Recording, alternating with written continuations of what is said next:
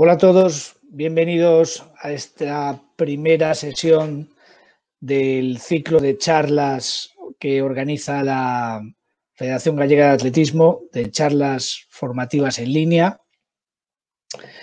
Mi nombre es Rafael Alonso, soy abogado, especializado en Derecho Deportivo y responsable de los servicios jurídicos de la Federación Gallega de Atletismo. Por eso hoy esta primera charla en la que participo va a versar precisamente sobre la parte jurídica, sobre las implicaciones legales del estado de alarma para los distintos estamentos del atletismo gallego. Espero que os encontréis todos bien, antes de nada, tanto vosotros como vuestras familias, que esta extraordinaria situación os esté afectando lo menos posible. Y lo que vamos a ver pues es precisamente qué herramientas tenemos en el derecho, ya tanto las que teníamos de antes como las que han ido saliendo ahora con estos decretos leyes que habréis estado escuchando permanentemente en los medios de prensa que han ido saliendo estos días, estos decretos leyes que ayudan a buscar soluciones, medidas especiales, extraordinarias para esta situación, y os voy a intentar sintetizar un poco todas estas medidas en lo que pueden afectar a los clubes o a los deportistas, entrenadores, jueces, árbitros del atletismo. Bien, como todos sabéis, la situación de alarma comienza el viernes 13 de marzo por la tarde. En ese momento nuestro gobierno autonómico decreta el estado de emergencia sanitaria en Galicia, ordenando el cierre de todas las instalaciones deportivas y recintos deportivos, y esto se confirma a nivel de toda España el día siguiente, el sábado 14 de marzo, con eso que tanto hemos oído hablar estos días, que es la declaración del estado de alarma, que se lleva a cabo a través de un Real Decreto. Bien, aparte de todas las limitaciones ya por todos conocidas, en lo que se refiere a la práctica y tanto competitiva como el entrenamiento de atletismo y la actividad general de los clubes, esto afecta en dos cuestiones básicas, que son el cierre al público de las instalaciones y los recintos deportivos y las limitaciones a la libertad de circulación de las personas. Una de las excepciones a las restricciones que impone el estado de alarma es la posibilidad de desplazarse para ir a realizar la prestación laboral o la prestación profesional. Así que cuando se trata de monitores o de atletas, cabría preguntarse si estos pueden salir a la calle para entrenar, siendo esta su ocupación profesional o laboral.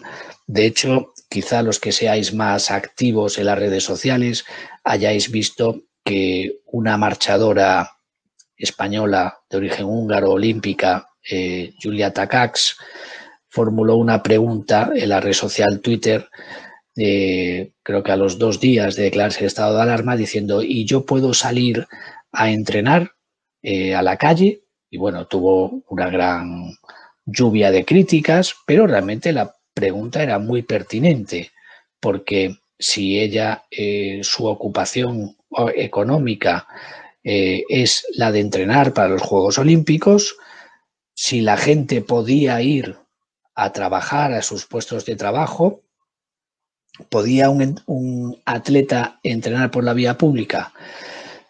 Bueno, en el estado de alarma es la propia administración y las autoridades sanitarias las que interpretan el alcance de las restricciones, y el Consejo Superior de Deportes fue muy claro desde el principio en el sentido de señalar que no se podía entrenar por la vía pública los atletas, los ciclistas, etcétera, etcétera.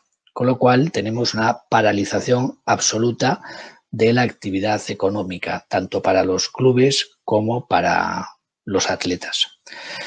Esto se traduce también en la falta de flujo de los ingresos y los gastos.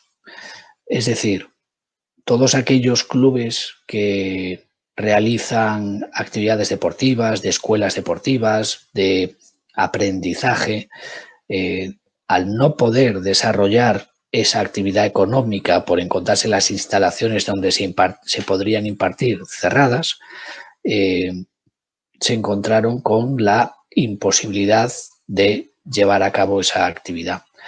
Pero además hay una serie de flujos también monetarios en sentido inverso, de gastos.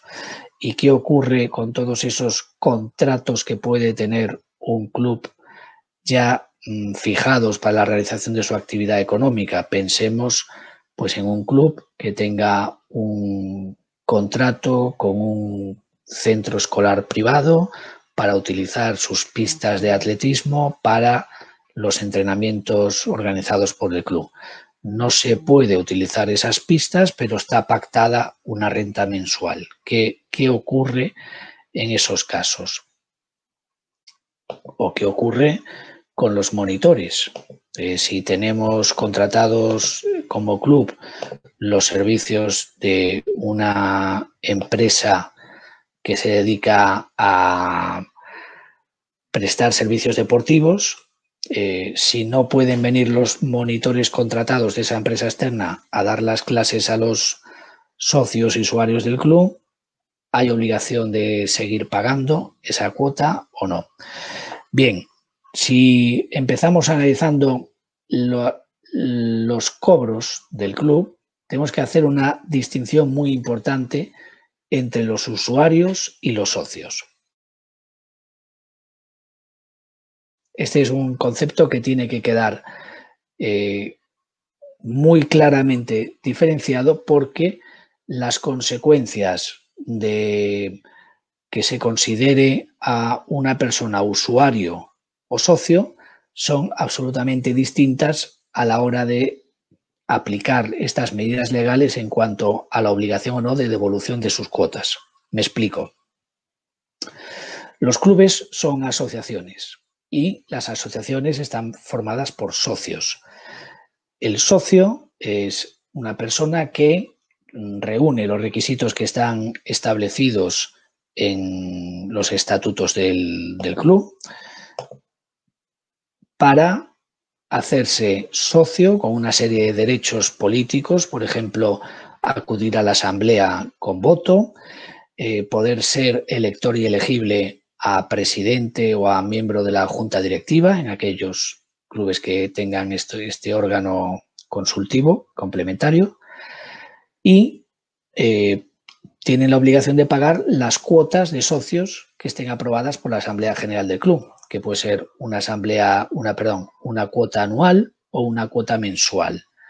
El socio no está pagando la recepción de un servicio.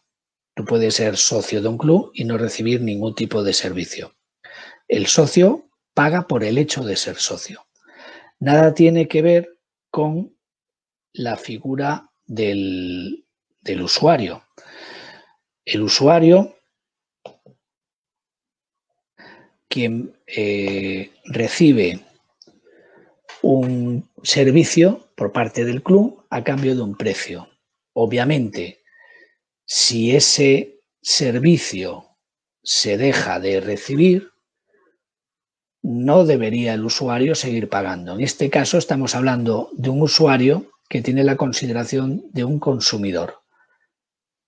En el caso más claro, lo equipararíamos al usuario de un gimnasio, que paga una cuota mensual por acudir al gimnasio y hacer uso de las instalaciones y de la maquinaria.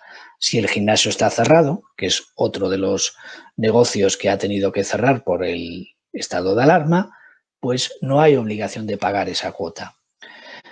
En ese caso, lo que establecen estos decretos leyes, en concreto el Real Decreto Ley 11 de 2020, es que la empresa prestadora del servicio debe cesar en el pago, en el cobro de las cuotas mensuales.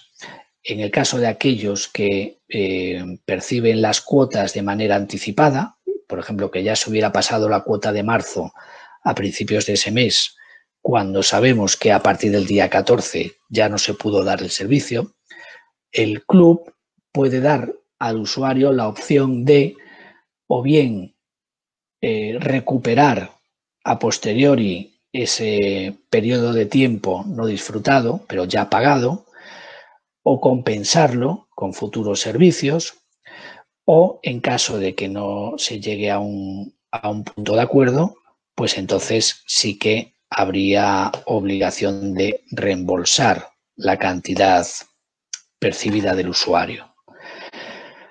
¿Cómo diferenciar lo que es la cuota de socio y lo que es la cuota de usuario? Pues todos los clubes tienen la obligación de tener un libro registro de socios. Entonces, toda la persona que paga una cuota por ser socio debe figurar en el libro registro de socios. Los socios son los que pueden ir a las asambleas y participar activamente en la toma de decisiones de los órganos de gobierno del club. Los usuarios no, los usuarios son clientes, son personas que pagan por recibir un servicio, en este caso, pues el entrenamiento atlético. Y fiscalmente hay una diferencia muy clara. Los clubes, como entidades sin ánimo de lucro que son, gozan de una exención de IVA en las cuotas de los socios, pero no en la prestación de servicios deportivos. Por lo tanto, las cuotas que se pagan por recibir un servicio de enseñanza atlética deberían llevar siempre IVA, mientras que la cuota mensual por ser socio del club está exenta de IVA. Estos son algunos patrones que nos pueden servir para identificar la diferencia entre cuota de socio y cuota de usuario. Entonces, la conclusión es muy clara. Lo que sea cuota de socio, no hay obligación de devolverlo, ni siquiera por el tiempo proporcional que no se ha podido hacer uso de la vida normal del club, porque el socio no está pagando por recibir ningún servicio del club. Está pagando la cuota por ser socio y tiene igual obligación de pagarla, vaya al club y participe en las asambleas o no vaya al club. En cambio, el usuario es el pagador de un servicio. Si ese servicio no se puede recibir, si hay una imposibilidad por parte del club de cumplir su parte del contrato, que es dar un entrenamiento, dar una enseñanza al usuario, entonces esa cuota no se puede seguir cobrando o habrá que compensarla o en último término devolver esa posible cuota de la segunda quincena de marzo que ya se hubiera cobrado de más. Es aquella causa que es imprevisible y aun siendo previsible es inevitable. La situación de crisis sanitaria, de pandemia, es absolutamente una causa de fuerza mayor. Ahí opera esos latinajos que tanto nos gustan en derecho, que son, en este caso, la cláusula rebus sic stantibus, que lo que viene a significar es que los contratos se pactan bajo unas condiciones. Si esas condiciones se modifican, nadie puede ser obligado a cumplir su parte de la prestación si han variado esas circunstancias bajo las que se previó ese contrato.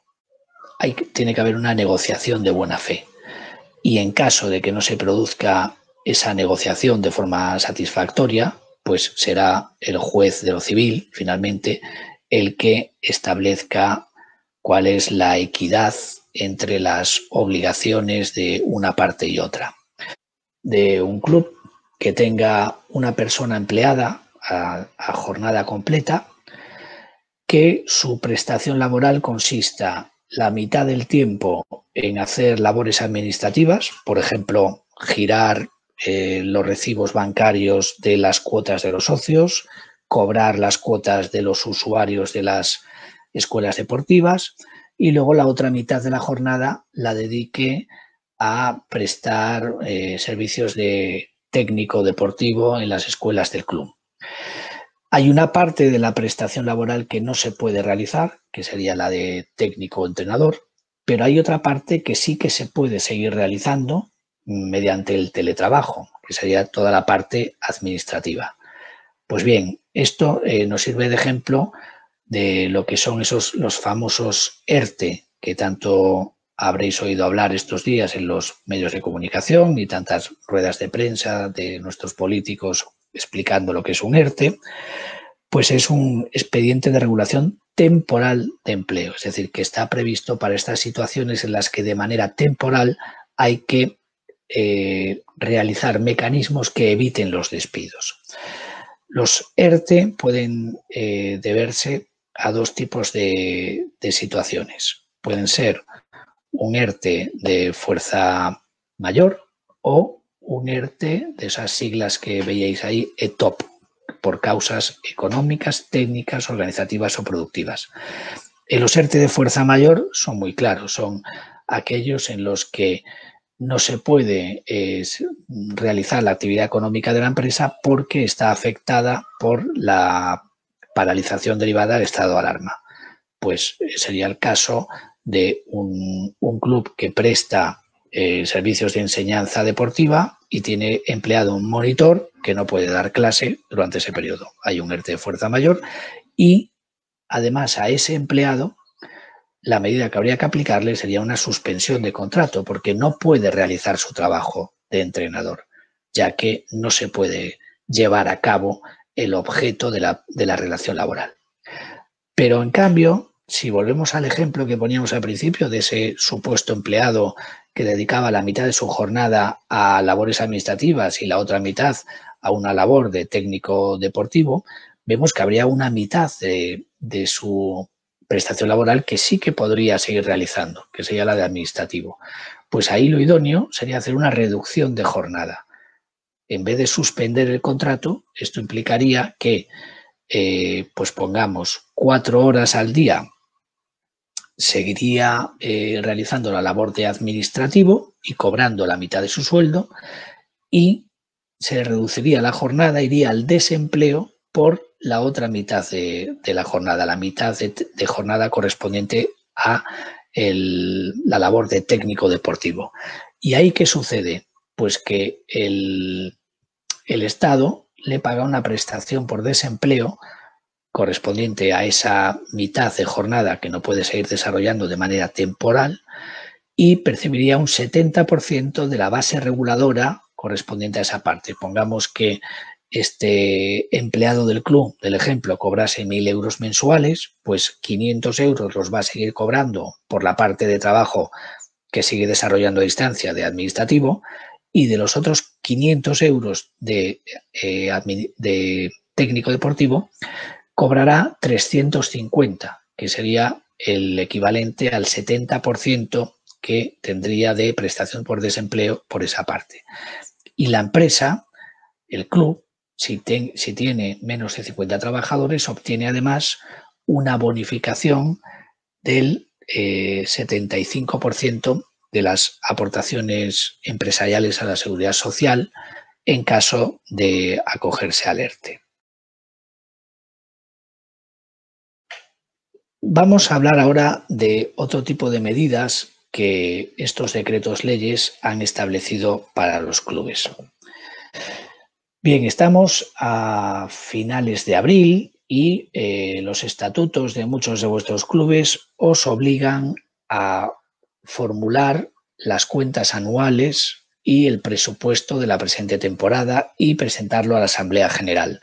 Pero a la vez nos encontramos con que el estado de alarma impide la celebración de reuniones colectivas como esa Asamblea General. Pues bien, una de las medidas que se adoptaron en estos decretos leyes, en este caso me refiero al decreto ley 8/2020, fue una serie de medidas para facilitar la celebración de reuniones en las personas jurídicas de derecho privado. Los clubes son personas jurídicas de derecho privado. La primera de las medidas es permitir que se puedan celebrar asambleas por videoconferencia o por conferencia telefónica múltiple. Algunas entidades ya tenían esto previsto en sus estatutos.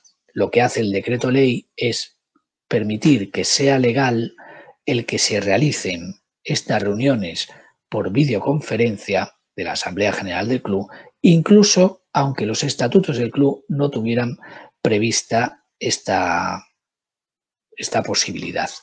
De esta manera, en aquellos clubes en los que el número de socios es reducido y todos ellos tienen medios para poder realizar la videoconferencia y el secretario del club puede dar fe de que las personas que aparecen en la pantalla o las personas cuya voz se escucha en esa conferencia telefónica múltiple son los socios que dicen ser, se podría celebrar de esta manera la reunión y levantar acta de los acuerdos que se hayan así adoptado, los cuales deberán ser posteriormente remitidos por el secretario por correo electrónico a todos los asistentes. Otra opción es la posibilidad de tomar acuerdos sin que haya una reunión, es decir, en aquellos casos en los que no sea necesario establecer un debate, unas intervenciones, porque se trate de cosas que ya han sido muy habladas en el seno del club con anterioridad, pues bastaría con someter a votación el acuerdo para el voto favorable, contrario o la abstención de los socios. Y en ese caso se podrían tomar los acuerdos simplemente por escrito. Pensemos, por ejemplo, en una cadena de correos electrónicos en los que todos los socios van emitiendo sus votos. Pues este decreto ley nos permite también que esa forma de adopción de acuerdos sea válida para no entorpecer ni paralizar la actividad de los clubes durante esta situación de pandemia.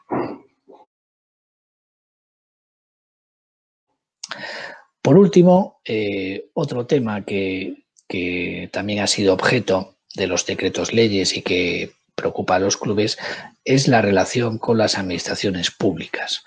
Nos referimos tanto a los procedimientos administrativos que están en curso, ya sea susceptibles de efectos desfavorables, pensemos en un procedimiento sancionador que se estuviese siguiendo contra el club por algún motivo, como aquellos de los que se pueden derivar efectos favorables, como la concurrencia a una subvención o la justificación de una subvención previamente concedida.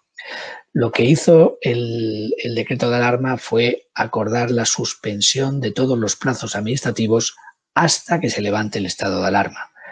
Esto, por ejemplo, si nos hubiera cogido la declaración de estado de alarma en medio de un plazo de alegaciones de 15 días hábiles para hacer alegaciones con procedimiento sancionador, hubiéramos consumido 8 de esos días hábiles hasta el 13 de marzo, pues lo que hace el legislador es establecer que no se reanudará el cómputo de esos otros 7 días hábiles que restaban de plazo hasta que finalice el estado de alarma, lo que inicialmente era hasta el 29 de marzo y a fecha de hoy va a ser hasta el lunes 11 de mayo.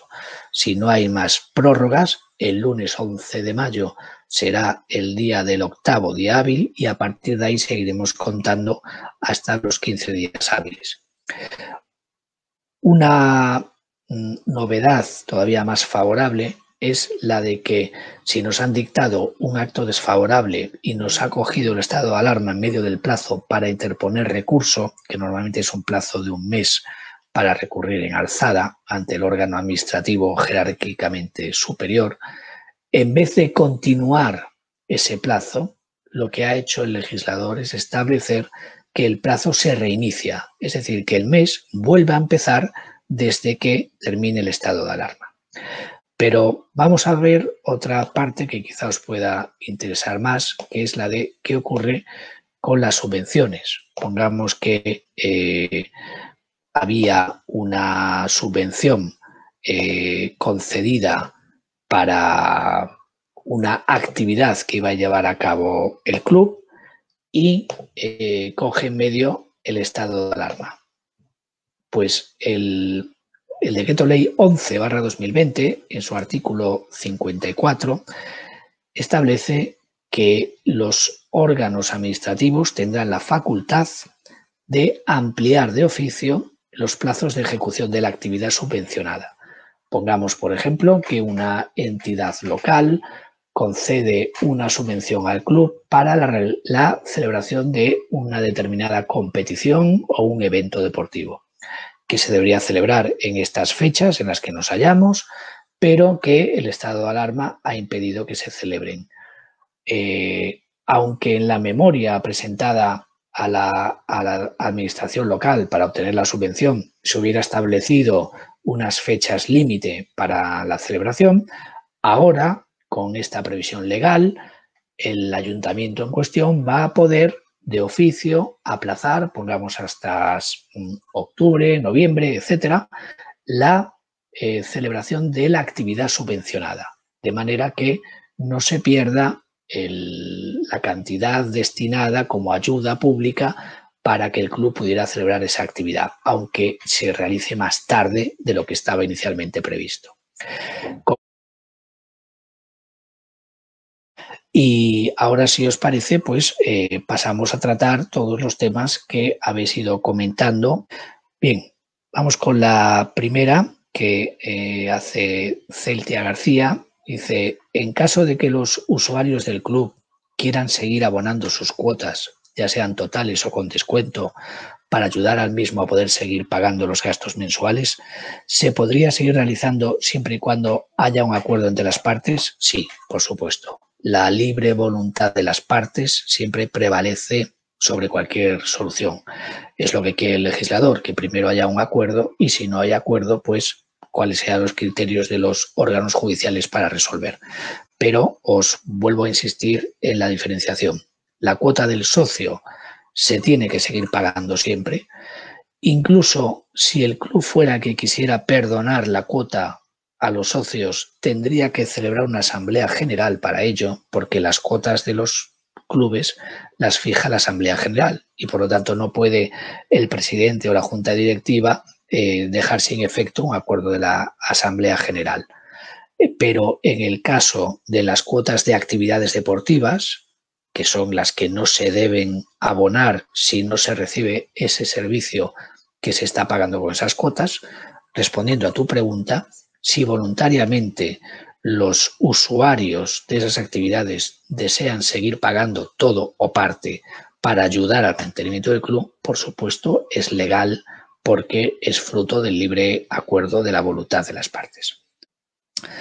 Santi Canicova pregunta, ¿en el caso de las licencias federativas se entiende como suspensión de contrato?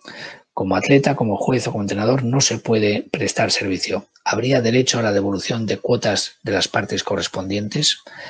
Las licencias federativas se asimilan a las cuotas de socio de los clubes. Es decir, la licencia federativa se paga para ser miembro de la federación, para poder ser elector y elegible, para poder participar en la vida activa de la federación. No es el pago de un servicio que se reciba de la federación. Por lo tanto, tendrían el mismo régimen que las cuotas que los clubes cobran a los socios y por lo tanto no están sujetas a la obligación de suspensión y devolución parcial. Solo estarían las cuotas aparte de la licencia que la federación pudiera cobrar por unos servicios expresos. Pero la licencia no, porque la licencia se corresponde con el pago por ser miembro de la federación, al igual que la cuota de socio se paga para ser miembro del club y no por recibir un servicio. Tenemos otra pregunta que dice, ¿la entidad deportiva que ha aplicado un ERTE a sus trabajadores tiene la obligación, una vez que finalice el ERTE, de asegurar 6 meses de contrato al personal afectado? Este periodo tiene que ver con la duración del ERTE. Efectivamente, una de las obligaciones que impuso el decreto ley que regula los ERTE es el compromiso de mantenimiento del empleo durante 6 meses posteriores a la conclusión del ERTE. Es decir, si a una persona le suspenden el contrato laboral por un ERTE por causa de fuerza mayor, cuando se reincorpore a su puesto de trabajo, la empresa debe mantenerlo durante 6 meses. Jesús Cortegoso pregunta sobre los socios. Los estatutos del club fijan los derechos y deberes de los socios. Si en estos derechos se reconoce la prestación de algún servicio y por estado de alarma dichos servicios se suspenden, ¿hay que darle alguna compensación? Es lo que os decía, los derechos de socio son inherentes a la condición política de socio. Es decir, tiene derecho a participar en las asambleas, a ser elector y elegible, y también puede tener unos derechos a usar las instalaciones de un club, por ejemplo. Pero el que no se puedan usar durante el estado de alarma las instalaciones del club, no dan derecho a la devolución de esa cuota de socio, porque esa cuota no está pagando únicamente el precio de ese servicio de uso de las instalaciones. En cambio, si el club da unas clases tanto de atletismo como de tenis, natación, etcétera, unas enseñanzas, y es lo que os decía antes, la diferencia está muy clara porque esas cuotas sí que llevan IVA, mientras que las cuotas de socio están exentas de IVA. Ahí sí que hay que suspender el cobro de esas cuotas. Y si se ha pagado por adelantado, compensarlas ofreciendo la posibilidad de recuperarlas a posteriori. Pero si hablamos de cuota de socio, el hecho de que no se pueda hacer un uso pleno, un ejercicio pleno de todos los derechos, como por ejemplo el uso de las instalaciones del club, eso no da derecho a devolución. Es lo que os insistía tanto en la distinción entre las cuotas de usuario, que sí hay obligación de suspensión y en su caso reembolso, y las cuotas de socio, que no tienen la finalidad de pagar un servicio, sino la condición de miembro del club. Y al igual que, aunque uno no vaya al club durante todo un año, mientras siga siendo socio tiene obligación de pagar la cuota, lo mismo sucede durante esta situación extraordinaria. También Jesús pregunta, en caso de contratos con un club por ser entrenador, si el entrenador sigue en contacto con el atleta, haciéndole un entrenamiento a distancia, porque el atleta dentro del confinamiento al que se ve obligado y las limitaciones que tiene puede seguir mayormente entrenando, ¿se puede hacerle un ERTE? Ya que no hay contacto directo con el atleta y no se entrena en el lugar habitual, pues en este caso, Jesús, lo suyo sería hacer una reducción de jornada a ese monitor. Pero si una parte de ese entrenamiento, no toda, se puede seguir dirigiendo y planificando a distancia, pues hay una parte del trabajo que se puede seguir realizando. En ese caso, en vez de suspensión de contrato por ERTE, se debería hacer reducción de jornada, que puede ir desde una reducción del 10 al 70%. Es decir, como mínimo, tendría que seguir realizando el 30% de su jornada y, por lo tanto, percibir el 30% de su salario. Muchas gracias a la Federación por esta invitación para ser pues el primero en este ciclo, que espero que pueda ser provechoso y de utilidad para todos los miembros de la Federación. Por mi parte, que sepáis que los servicios jurídicos de la Federación están a vuestra disposición a través de los canales de contacto habituales de la Federación, y todo lo que también desde este departamento os podamos ayudar, pues lo tenéis a vuestra disposición. Y simplemente pues daros las gracias a todos los que habéis asistido a esta charla, a todos los que la veáis después en diferido, que podáis sacarle también utilidad, y desearos mucha suerte y mucho ánimo a todos. Un saludo.